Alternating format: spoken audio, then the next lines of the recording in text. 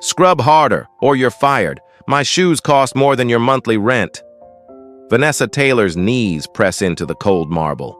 5 executives loom over her like predators circling prey. The mingling scent of champagne and cleaning chemicals is almost intoxicating. Philip Alderman, the chief operating officer, slams his crystal glass onto the floor. Shards explode like tiny stars across the polished surface. "On your knees where you belong," he sneers, sliding his Italian leather shoe toward her face. "Use your bare hands." Vice President Thompson, ever the opportunist, records everything on his phone, laughing. This is going viral. The other men clink glasses, smug in their power. Vanessa's fingers tremble, not from fear, but from barely contained fury. Her grip tightens on the cleaning cloth. Every detail of their faces is etched into memory. These men think they own the room. They have no idea how badly they've underestimated her. 12 hours earlier, the rising sun glints off Nexor's glass headquarters. Vanessa approaches the entrance, her uniform freshly pressed, her spine straight, dignity packed into every measured step.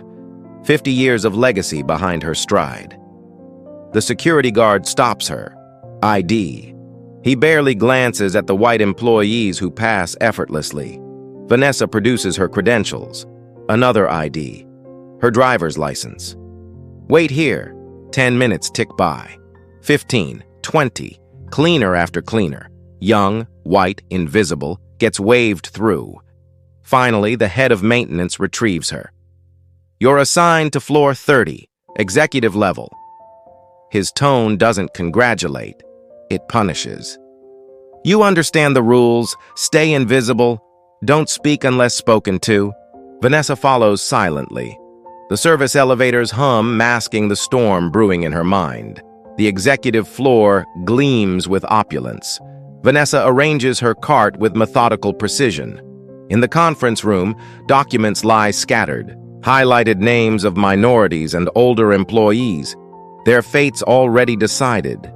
"The help is here," a sharp voice announces. Alderman strides in, Thompson smirking behind him.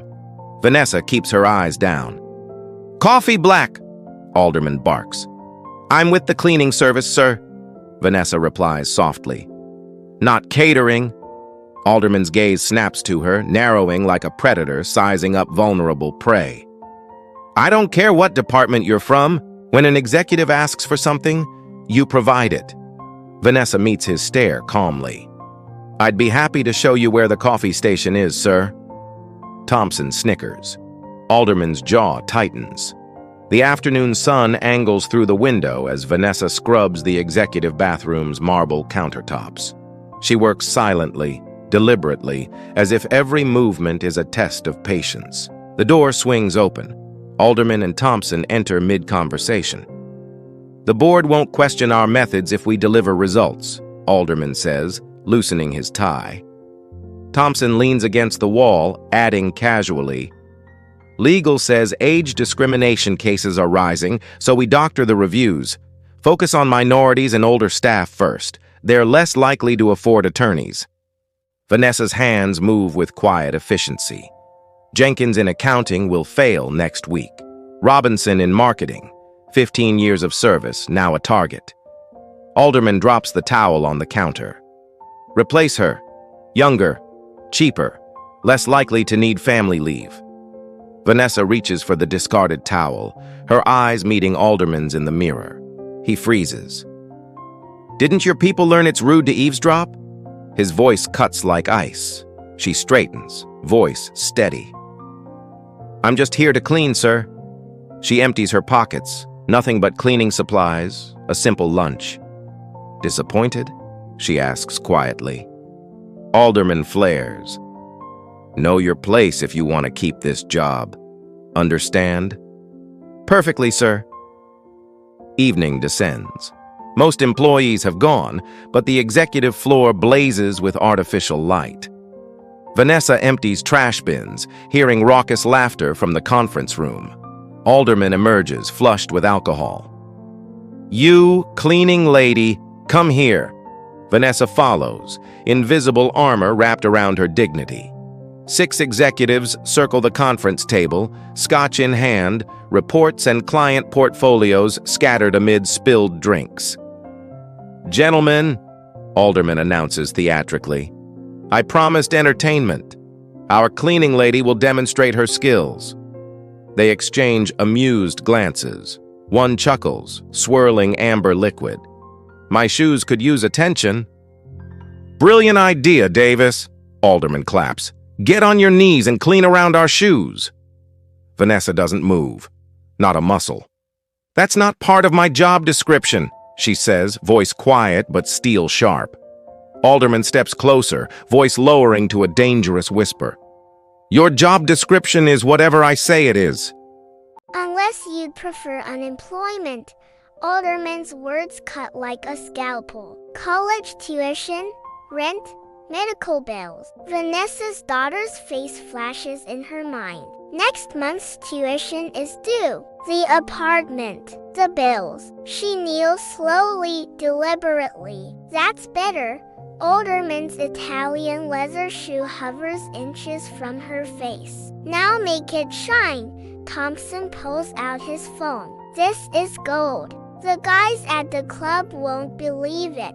"Use your hands," another executive instructs, dropping his napkin with theatrical care. Cleaning products might ruin the leather, but Vanessa's hands shake only slightly, moving with precise, controlled grace. Their laughter crashes against her like waves against stone, but she remains unflinching. "Look at her age," one whispers loudly. "Bet she's used to serving her betters." "Faster," Alderman snaps. "We don't have all night." Vanessa works methodically, memorizing every shoe, every face, every gold badge. When the men are distracted by another round of drinks, she slips her phone from her apron pocket. The red recording light blinks silently.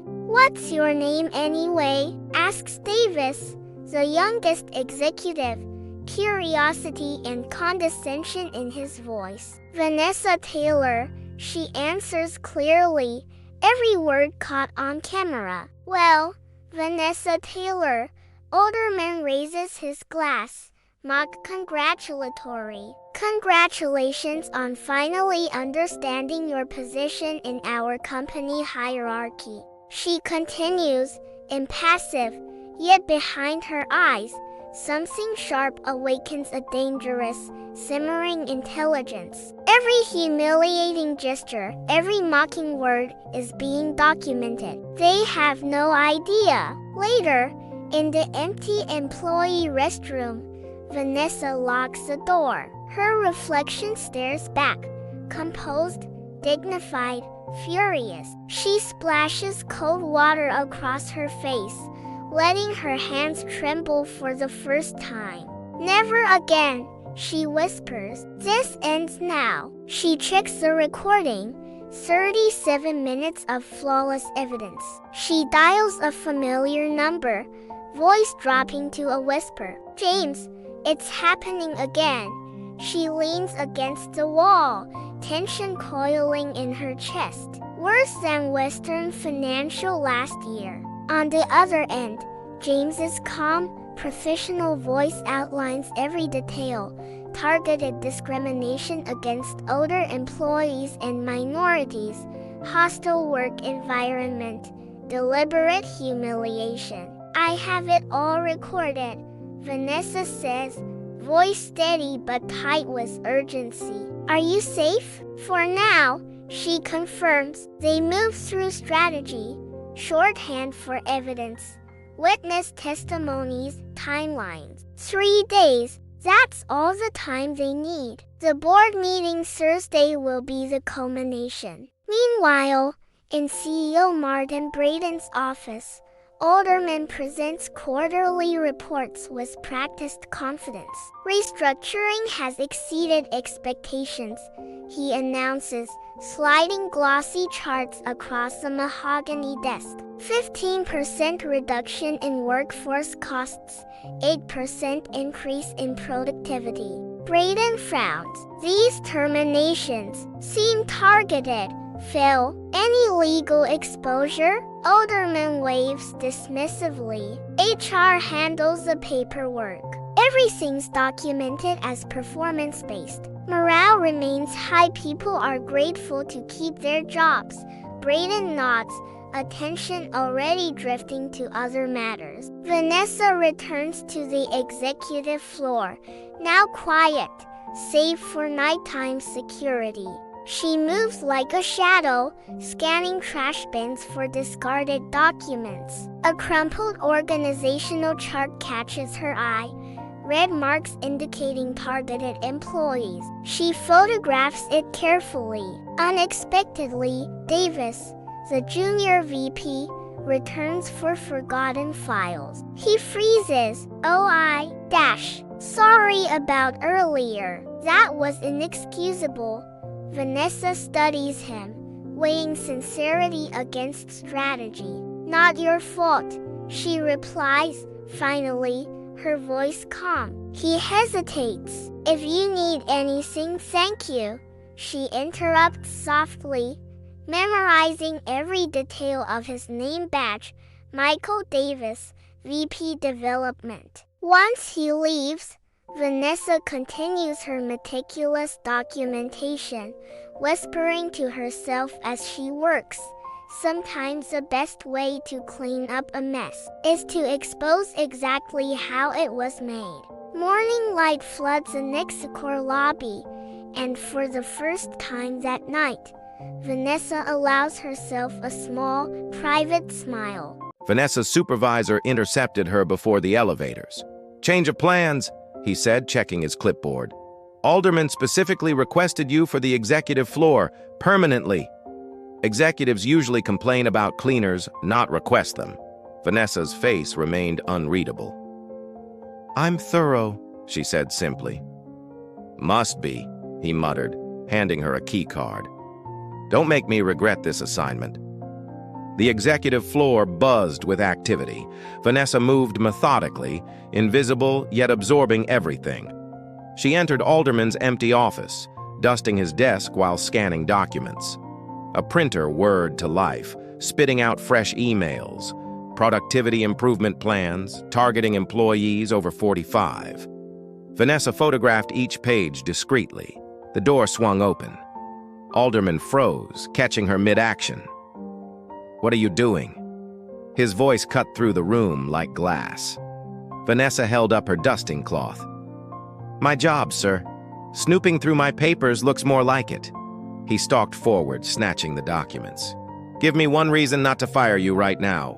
Firing without cause might attract attention," she replied calmly. "I'm simply cleaning." Alderman circled her like a predator, eyes narrowing. "You're either very brave or very stupid. I have special tasks for you today." Throughout the morning, he summoned her for increasingly demeaning jobs. A coffee spill here, papers dropped there, all while he continued meetings. "Slower," he barked when she reorganized efficiently. "I want to see you crawl." Vanessa complied, cataloging every insult, every humiliation as mental evidence. In the hallway, she saw Thompson berating Danielle, a young black employee. "This is basic competence, Danielle. If you can't handle simple tasks, perhaps we overestimated your potential." Danielle blinked back tears. "Yes, sir. It won't happen again." Later, Vanessa found Danielle in the bathroom, crying quietly. "Are you all right?" she asked, offering a tissue. "My reviews were excellent for 3 years. Then suddenly everything I do is wrong," Danielle admitted. Vanessa hesitated, then locked the door. "How long has this been happening?" "Since the new restructuring plan," Danielle replied, adjusting her blouse. "It's not just me. Everyone over 40 or not white. Suddenly we're all underperforming." Vanessa nodded. She pulled out her phone. Would you be willing to see something important? 3 days into her assignment, Vanessa pushed her cleaning cart past the conference room. Alderman hosted an executive lunch, crystal glasses clinking against china plates. "Taylor," Alderman called out, "come in." Vanessa entered, eyes lowered, body poised. "Clean while we eat." He gestured vaguely toward a water ring on the table. "Try not to disturb our meeting." The executives continued their conversation as if she were furniture. "The restructuring targets are aggressive," Thompson said, slicing into his steak. "We need to eliminate another 12% by month end." Alderman added, "Focus on the list I circulated. Those departments have the highest concentration of redundant positions." A younger executive hesitated. "Some employees have perfect performance records. Couldn't this be problematic?" Alderman laughed, gesturing toward Vanessa. "Who would believe someone like her over us? She's nobody." Vanessa moved silently, methodically cleaning, her phone recording in her pocket. Every word, every strategy captured. Later, Alderman summoned Vanessa during an important call. He tipped his coffee across his desk deliberately. "Clean it immediately," he demanded. She moved efficiently, containing the spill before it reached important documents. "Sloppy work," he critiqued after ending the call. "Do it again, on your hands and knees this time." Vanessa complied, every humiliation etched into her memory as evidence. Alderman propped his feet on the desk, confident. "The board will never notice. Performance-based reduction, that's all it is." That evening, Vanessa met Danielle and 2 others in a quiet corner of the cafeteria. They shared similar stories: sudden criticism, impossible expectations, targeted harassment. "My performance reviews were excellent until last month," said a gray-haired accountant. "Now suddenly I'm not adapting to technological changes. They put me on a performance improvement plan after 7 years," added an older Asian man. "The tasks are impossible by design." Vanessa listened intently, asking precise, clarifying questions. None noticed Thompson watching from across the room, phone in hand. "These aren't isolated incidents," Vanessa explained quietly. "It's systematic discrimination." She shared selected portions of her recordings. Eyes widened, disbelief mixing with hope. "We need documentation," Vanessa instructed. "Emails, performance reviews, witness statements." As the group dispersed, she checked her watch and typed an urgent text. "We need to accelerate our timeline. They're getting suspicious." Day 5. Morning sunlight cuts sharp rectangles across Alderman's office carpet as Vanessa is escorted inside by security. Alderman and Thompson wait behind the massive desk, their faces tight with controlled irritation. "Close the door," Alderman orders the guard. Vanessa stands perfectly straight, hands folded at her waist, calm as a storm about to break. "You've been busy," Alderman begins, tapping his fingers against a folder.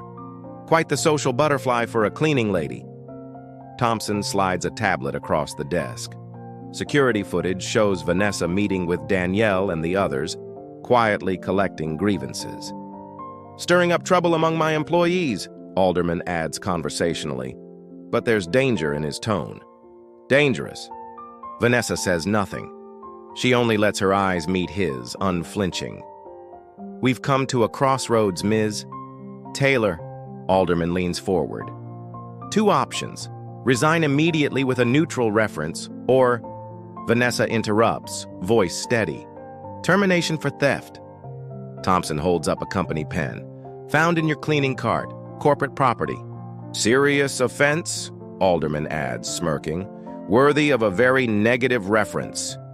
Vanessa studies the pen, expression neutral. "I've never seen that before. Your word against mine." Alderman shrugs. "Choose now." "I decline both options," Vanessa replies calmly. "I've done nothing wrong." Something flashes in Alderman's eyes. Rage, disbelief, shock at her defiance. "You misunderstand." He rises slowly. "This isn't a negotiation." He presses the intercom.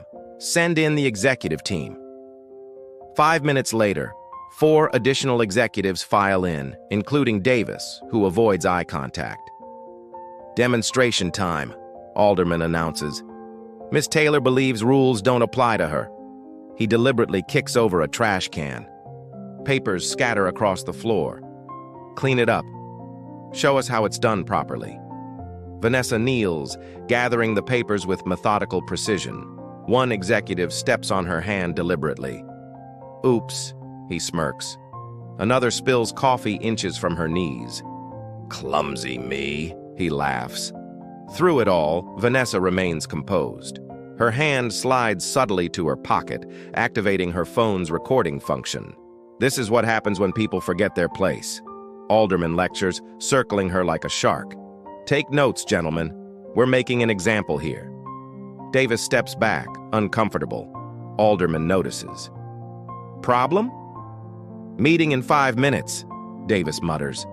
Should prepare. This is more educational, Thompson counters. Stay. Vanessa rises finally, dignity intact, finishing her work while the executives revel in their hubris. She retrieves her phone in the hallway, checking the recording quality, and sends a single pointed text. Tonight, bring everything. Evening. Crystal chandeliers illuminate Nexicor's penthouse event space. Executives mingle with board members and clients, champagne flowing freely. Floor-to-ceiling windows reveal the glittering city below. CEO Martin Braden addresses the gathering. Q4 exceeded all projections thanks to our restructuring initiative.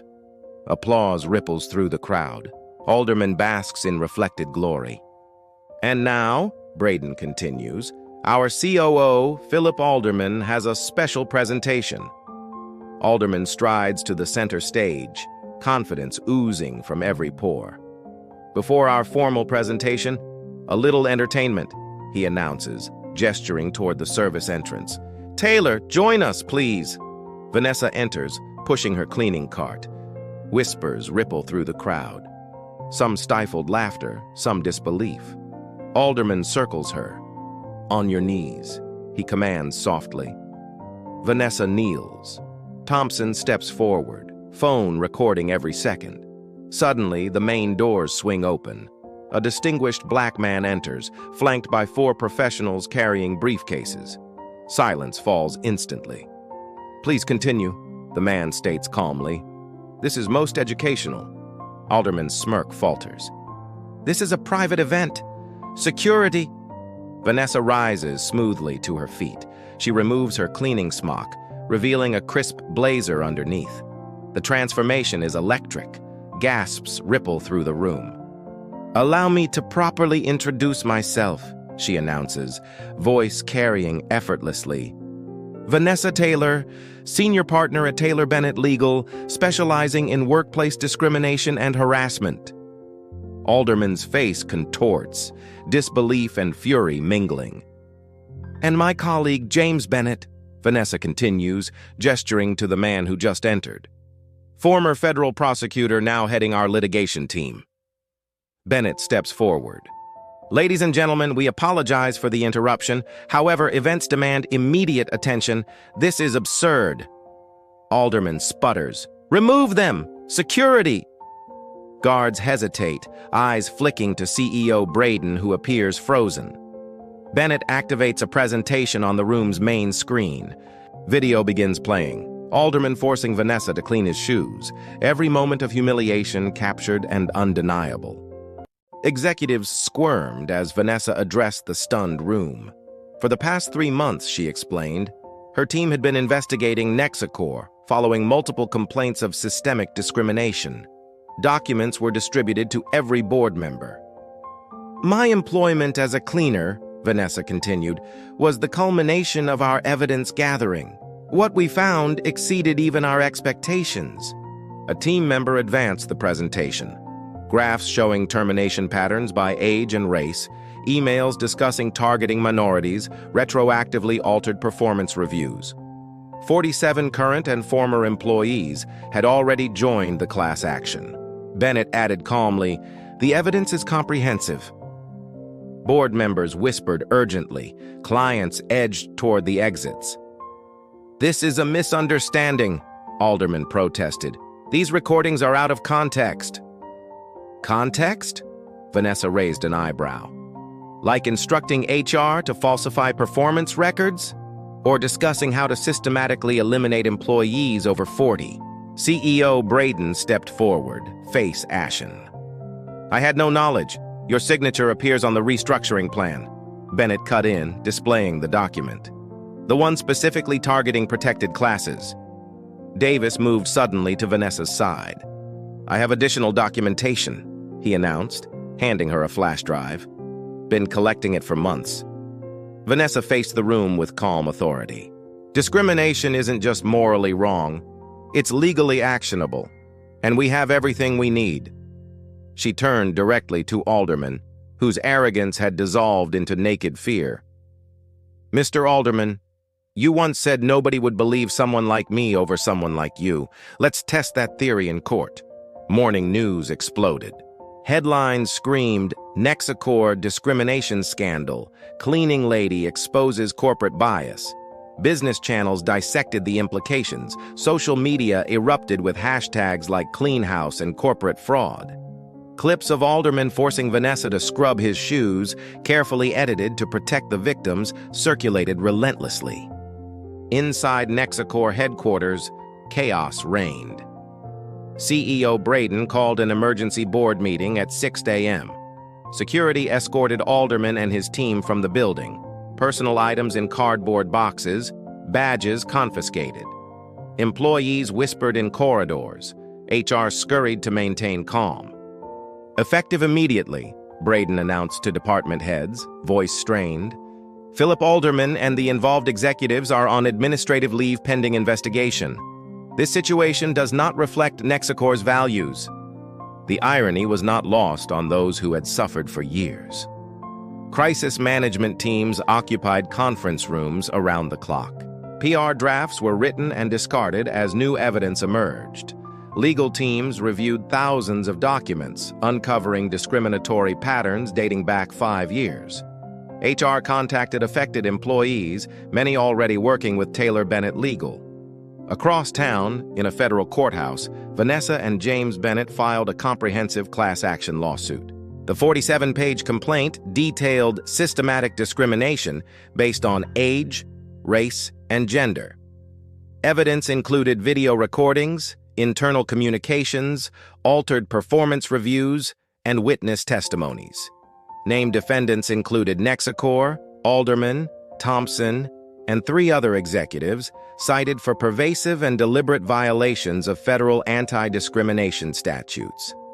Television cameras captured Vanessa exiting the courthouse, composed, authoritative, impeccably dressed. Reporters surged forward. "Miss Taylor, why pose as a cleaning lady instead of using traditional methods?" Vanessa approached the microphones, calm and measured. "Systemic discrimination hides behind closed doors. Sometimes you need to open them yourself.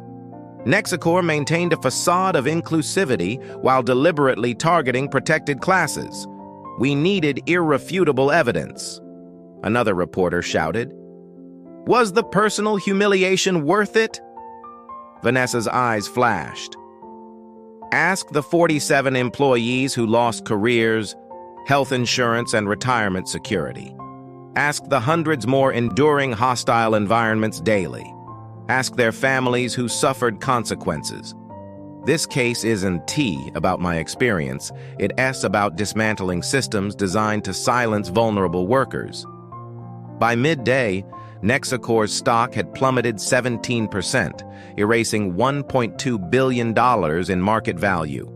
Trading halted briefly due to volatility. Major clients reevaluated their relationships. 3 government contracts worth $45 million were suspended pending investigation. Shareholders flooded investor relations with calls. The board convened in an emergency session, security stationed outside. Members reviewed Taylor Bennett Legal's evidence packets, expressions growing grim. Silence fell during playback of Vanessa's recordings, executives explicitly discussing targeting minorities, forcing her to clean their shoes, laughing about humiliating older employees. "My God," whispered an elderly board member, removing her glasses. "Legal assessment?" asked the chair, turning to the chief counsel. The counsel looked grim, loosening her tie. "Indefensible. The evidence is overwhelming. Altered reviews, discriminatory emails, recorded statements. The pattern is undeniable. No jury would side with us after hearing this." In his $4.2 million penthouse, Alderman hired Witherton and Chase, an elite defense firm specializing in executive protection. Attorneys reviewed the evidence, expressions growing increasingly concerned. "They've been building this case for months," the lead attorney said, closing his laptop. "Your fingerprints are everywhere. Emails, recorded statements, witness accounts." The statistical evidence was damning. Termination rates 3 times higher for employees over 40, 4 times higher for minorities. "It's entrapment," Alderman insisted, pacing the Italian marble floors of his penthouse, scotch in hand. "She tricked her way into the company under false pretenses." "Courts won't see it that way," his attorney replied evenly. "She was legitimately employed through the cleaning service. Your actions were voluntary. No one forced you to make discriminatory statements or humiliate her." "What about Thompson? The others?" Alderman's hand trembled slightly as he poured another scotch. "They're equally involved," the attorney cautioned.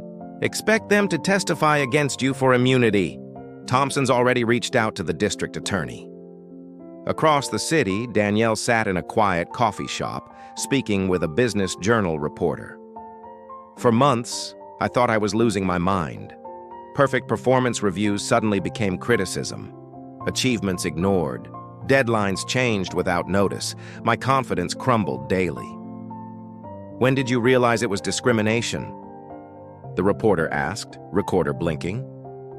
"When Vanessa showed me the recordings," Danielle said, hands wrapped around her mug for stability. "Suddenly, everything made sense. They needed justification to fire people who looked like me or were over a certain age. They created paper trails to disguise systematic discrimination. Dozens, then hundreds of employees came forward. Their stories created a devastating pattern dominating news cycles. A former HR manager revealed instructions to flag minority candidates for additional scrutiny. A terminated executive disclosed meetings evaluating departments based on demographic flexibility, code for how easily older and minority employees could be removed. Internal Nexicor documents showed prior complaints buried by HR at Alderman's direction. 3 former HR employees confirmed they were ordered to destroy documentation of discrimination claims. Whistleblower Michael Davis provided years of secret evidence, including recordings of executive meetings where aldermen explicitly discussed targeting diversity hires. "I couldn't stop it alone," Davis explained in a videotaped deposition, voice steady but strained. "The culture of fear was too entrenched. Anyone who questioned these practices was marginalized, then terminated. I documented everything, waiting for the right moment." Nexicor's damage control faltered as more evidence emerged. Their initial claim, that isolated rogue executives were to blame, collapsed under documentation of systemic discrimination spanning multiple departments over years. CEO Braden's approval of restructuring plans, highlighting demographic targets, destroyed the company's containment strategy. The board fired their crisis management firm and hired a new counsel specializing in corporate rehabilitation. Their recommendation was blunt: full accountability, transparent reform, and generous settlement. Anything less would extend the damage indefinitely. 2 weeks later, Alderman's legal team approached Taylor Bennett with a settlement offer: 8 figures, confidentiality agreements, no admission of wrongdoing, generous individual payments, but complete silence regarding Nexicor's practices. James Bennett presented the offer to the plaintiffs gathered in the conference room. Former executives beside maintenance workers, administrative assistants next to department heads, united by their shared experience of discrimination. "This is standard corporate strategy," he explained, distributing copies. Companies prefer silence over accountability. The amounts are significant, designed to end this. Vanessa studied the document, noting the extensive confidentiality provisions. She rose, addressing the room. This was never about money. $8 million isn't nothing, argued one former employee, a single mother terminated after 15 years. That would secure my children's future. True, Vanessa acknowledged. Everyone deserves compensation. But what about the next company that decides discrimination is cost-effective? What about employees without our evidence? This settlement preserves the system. She slid the offer aside decisively.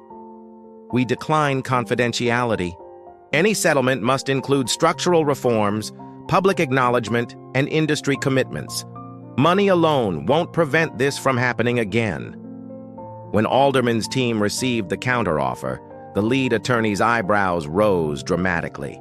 Board-level oversight, published diversity metrics, mandatory transparency reporting, independent compliance monitoring, and damages exceeding the original offer.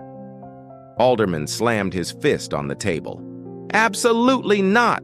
They're trying to destroy me and everything I've built. I won't be made an example. No, Philip, his attorney said, closing the folder slowly, eyes unwavering. You did that yourself, when you forced a woman to clean your shoes on camera while making explicitly discriminatory comments. As negotiations intensified, media coverage expanded from Nexicor to industry-wide discrimination. Business publications analyzed the financial toll of bias. Billions lost in litigation, turnover costs, and stunted innovation.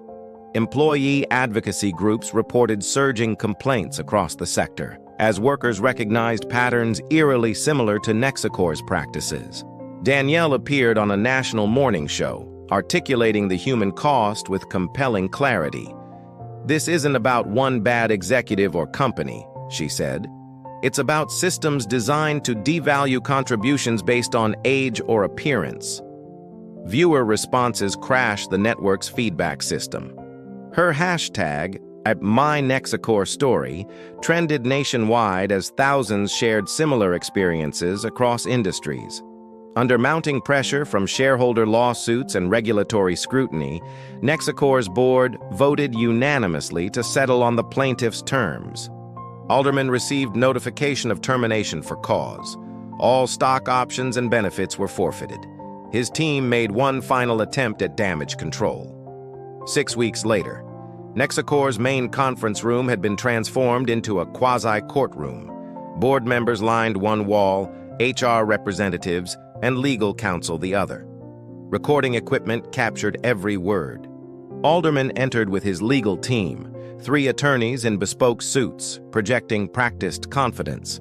He straightened his tie and nodded curtly to former colleagues who avoided his gaze. The board chair opened the disciplinary hearing. This proceeding will determine employment termination terms for executives involved in discriminatory practices. Vanessa sat with James Bennett at a side table, surrounded by meticulously organized documentation. Her simple navy suit commanded respect without ostentation. Alderman's lead attorney began with aggressive misdirection. This entire case stems from deceptive infiltration. Miss Taylor misrepresented herself to gather information under false pretenses. Bennett rose calmly. My client was legitimately employed by the cleaning service contracted by Nexicor. No misrepresentation occurred. The board chair nodded. Proceed to substantive matters. Vanessa presented the evidence methodically. Video testimony from former employees detailing systematic targeting based on age and race. Financial analyses demonstrating how discrimination boosted short-term profits while creating massive liability. The pattern is undeniable, Vanessa explained, displaying color-coded termination charts. Employees over 40 were 340% more likely to receive negative performance reviews after the restructuring initiative began. Alderman shifted uncomfortably as his messages appeared on screen. Focus on the older ones first. They're more expensive and easier to replace, and Jenkins is black and over 50. Perfect termination candidate, Thompson testified next. I was already negotiating reduced penalties. It was Alderman's strategy. I merely implemented his directives. But you recorded employees being humiliated, Bennett countered. Thompson lowered his eyes. Poor judgment. The most damning evidence came from Michael Davis, who presented 3 years of documentation showing escalating discrimination under Alderman's leadership. I raised concerns repeatedly, Davis testified. He said, and I quote, "Some demographics aren't worth the investment." Through it all, Alderman maintained a facade of injured professionalism, but cracks appeared as cross-examination began. "Did you instruct HR to alter performance reviews?" Vanessa asked directly. "That's standard performance management," Alderman deflected. "Yes or no? Did you target employees based on age and race?" Vanessa pressed. Alderman's attorney interjected. "My client made decisions solely based on business factors." Vanessa played the recording where Alderman explicitly discussed targeting minorities and older workers. The board visibly recoiled. As questioning intensified, Alderman's composure deteriorated. His responses grew defensive, then combative. "You're twisting everything! This company needed modernization!" "We were carrying dead weight. People who couldn't adapt, wouldn't retire, taking positions from qualified younger candidates," Alderman declared, voice rising. The room fell silent. His attorney winced. "Certain demographics simply underperform," Alderman continued, unable to stop himself. "That's reality, not discrimination. If those people happen to be older or minorities, that's not my problem. I increased shareholder value. That's the only metric that matters." The board chair called a recess. 30 minutes later, the decision was unanimous. Termination without severance, forfeiture of all stock options and benefits, and referral to regulatory authorities for further investigation. CEO Braden addressed Alderman directly. "Effective immediately, your employment with Nexacor is terminated. Security will escort you from the premises." Reporters waited outside. Cameras flashed as Alderman emerged, former colleagues crossing to the other side of the lobby.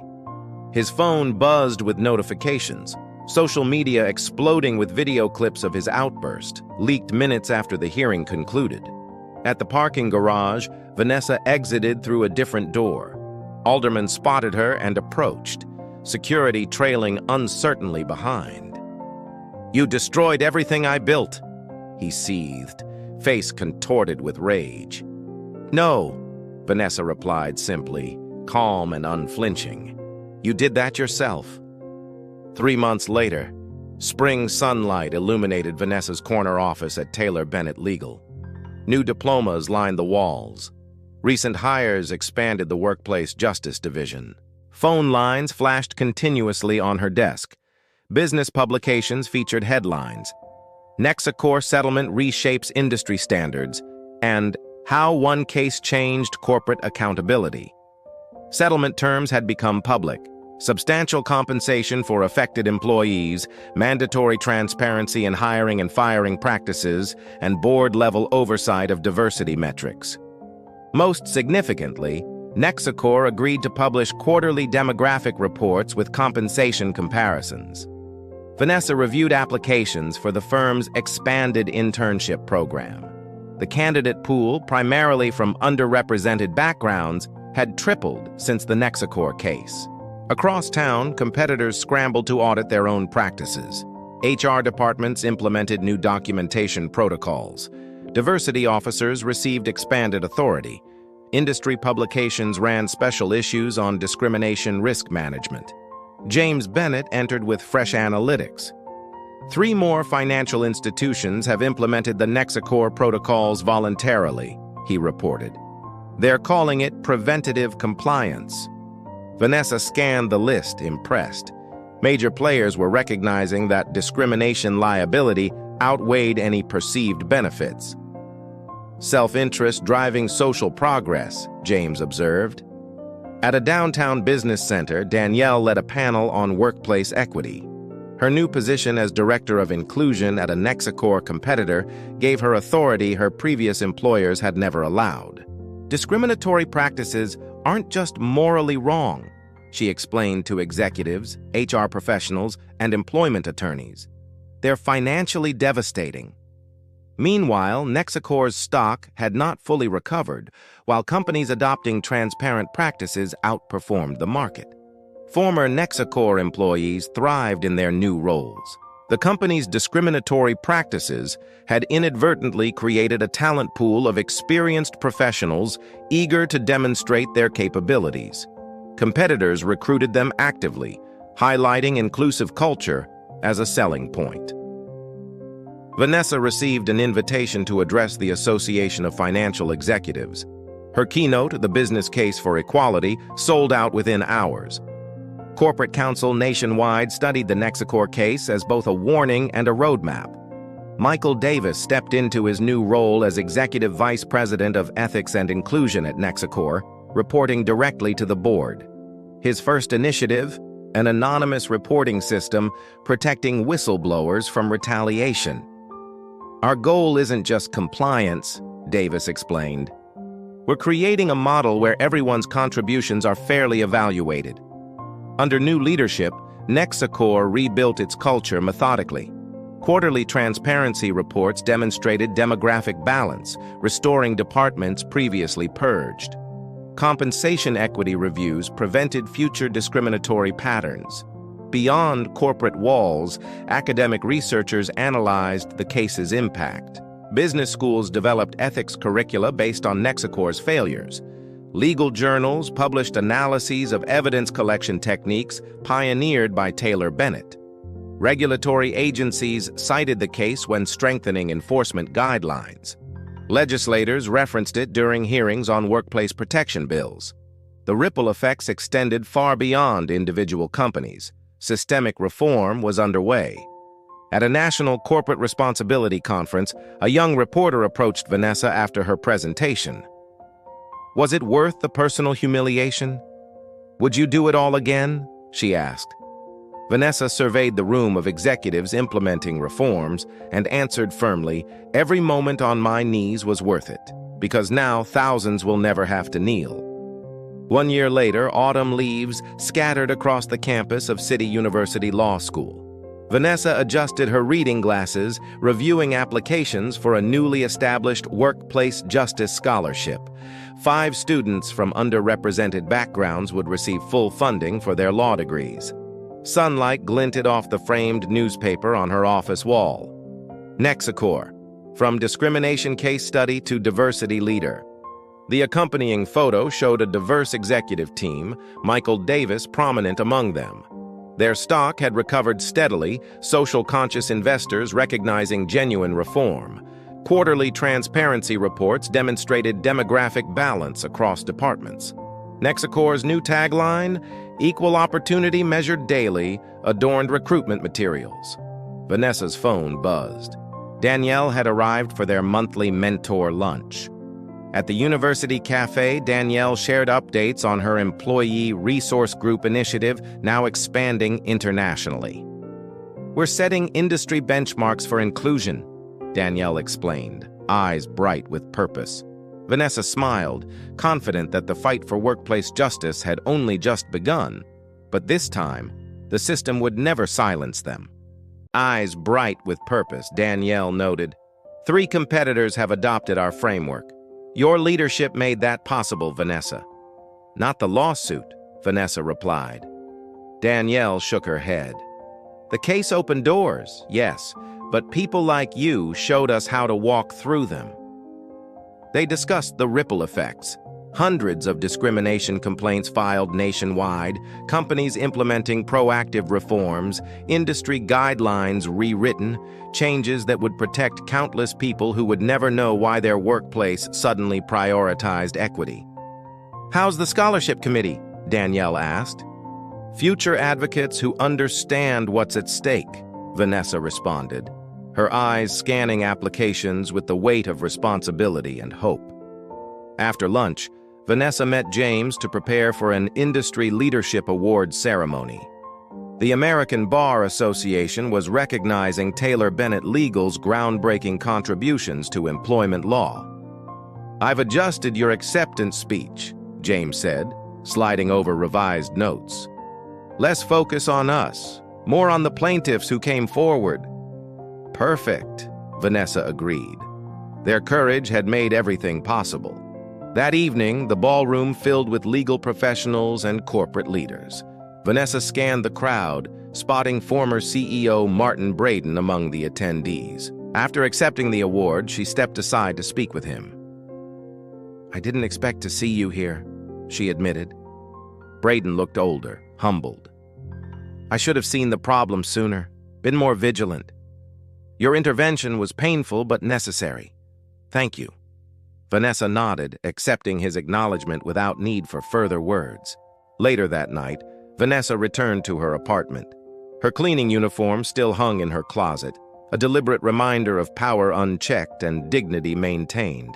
She touched the coarse fabric, remembering kneeling before men who thought their position made them untouchable. The humiliation had been calculated, the recovery transformative, the impact far beyond one company or one industry. Vanessa moved to her desk, reviewing a new case file. Another company, different executives, same patterns of discrimination. The work continued, one case at a time, one precedent after another. She thought of the scholarship recipients who would carry this work forward, of Danielle mentoring younger employees, of Michael restructuring corporate incentives to reward inclusion rather than fear. Small changes, accumulating into systemic transformation. Progress measured not in grand gestures, but daily decisions to recognize every person's inherent dignity.